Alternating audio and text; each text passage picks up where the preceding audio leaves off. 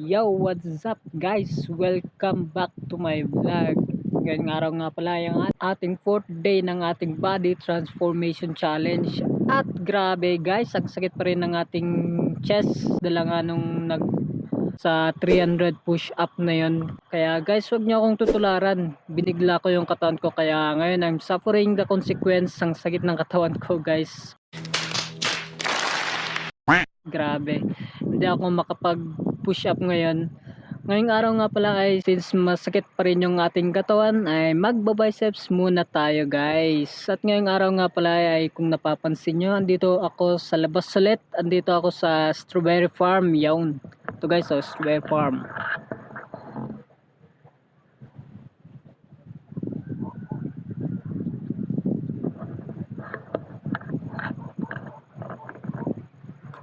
May ginawa lang tayo dito saglit, tumulong lang tayo sa kaibigan natin, pero mamaya ay babalik na tayo sa boarding house para ituloy yung ating challenge. Kung napapansin nyo nga pala ay puro lettuce na yung mga tanim dito, hindi na gaya nung dati na Strawberry Farm. Kung napapansin nyo nga pala ay puro lettuce na yung mga tanim dito, hindi na gaya nung dati na Strawberry Farm. What? Kasi since nung pandemic ay konti na lang yung nagtanim ng Strawberry Farm kasi Another one. Konti na lang yung nagtanim ng Strawberry Farm. Bro, what are you talking about, man? wala nang pumupuntang turista. Kaya ngayon ay puro lettuce na yung mga tanim kasi yun yung mabili ngayon at yun yung mahal na gulay ngayon. So tara guys, balik na tayo sa boarding house para ituloy yung ating challenge. 2 hours later. Pero bago nga tayo magsimula ay mag-warm up muna tayo.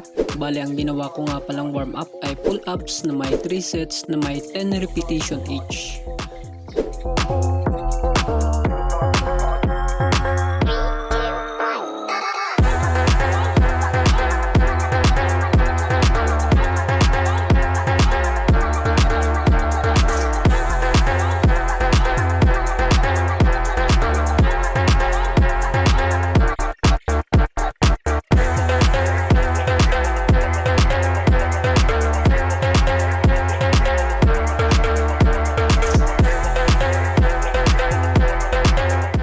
Para sa ating biceps exercise ay unang exercise na ating gagawin ay bicep curls na 4 sets na 12 repetition.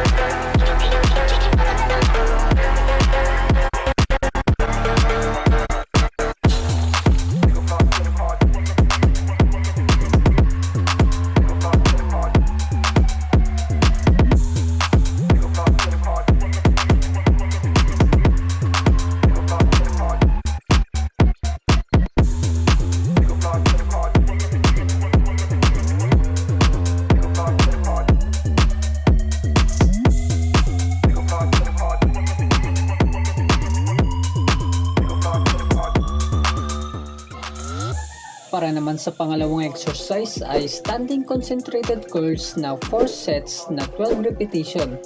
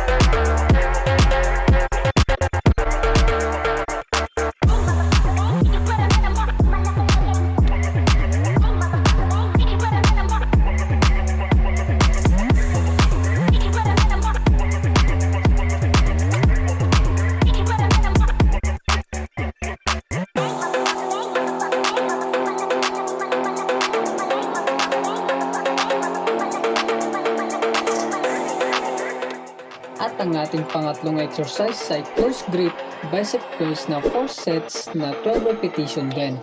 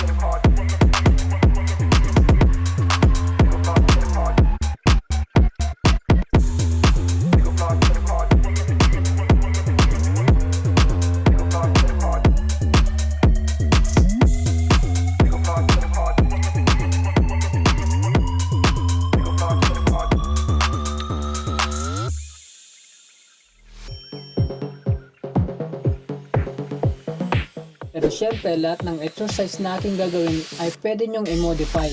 Depende na yun sa level nyo kung kayo ay beginner or hindi. For example, ay instead na 4 sets ay pwede nyong gawing 3 sets na 12 repetition or 4 sets na 10 repetition.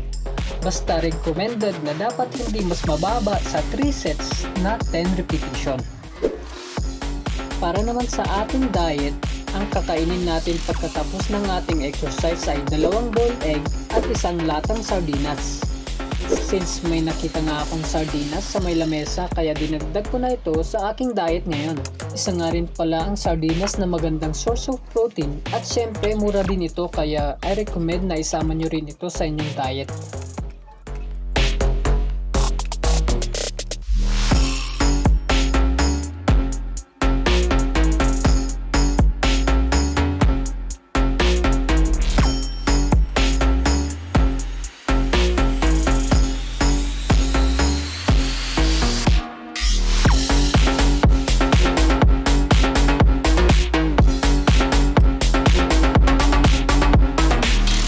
At dito nga ulit nagtatapos ang ating video for today.